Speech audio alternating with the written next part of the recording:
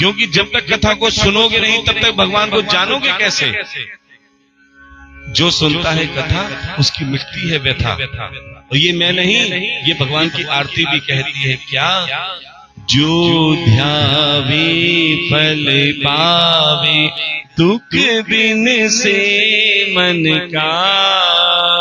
स्वामी दुख बिन से मन का। सुख संपत्ति घर आवे, सुख आनंद घर आवे। कष्ट मिटे तन का। ओम जय जगदीश हरे।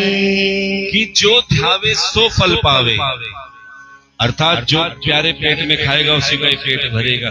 लेकिन यहाँ जो कथा सुनेगा उसका तो पेट भरेगा, साथ उसके परिवार का भी भला होगा। यहाँ उल्टा है, भोजन तो केवल जो खाता है उसका पेट भरता है, लेकिन जो कथा सुनता है उसका फल पूरे परिवार को क्या, उनकी पीढ़ियों तक को मिलता है। क्यों? इसे पितृमोक्षी भागवत कथा भी कहा जाता है। इस कथा को श्रवण करने से,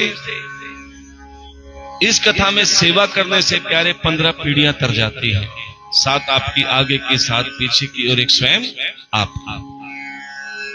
तो ये भागवत कथा जिसमें 12 स्कंद हैं, 365 अध्याय हैं और 18,000 श्लोक हैं, जो श्री वेद व्यास द्वारा रचित ये ग्रंथ है। अच्छा, एक बात और बताएं कि श्री वेद व्यास जी ने 17 पुराण लिखे। कितने लिखे?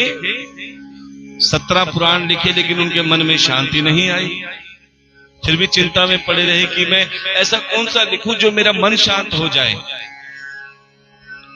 तब सनकादिक ऋषि आए, सनक, सनंदन, सनातन और सनत कुमार। उन सनकादिक ऋषियों ने श्री वेद व्यास जी से कहा कि हे महात्मा जी, आपने 17 पुराण लिख तो दिए, लेकिन आपके मन में शांति इसलिए नहीं आई कि आपने भगवान की लीलाओं का वर्णन तो लिखा ही नहीं, भगवान की लीलाओं का वर्णन तो किया ही नहीं। तो आप ऐसी रचना कीजिए जिसमें नवदा भक्ति भी हो, सभी रस भी हो, और जो इस कथा को सुने मानो उसके मन में अमृत घुल जाए।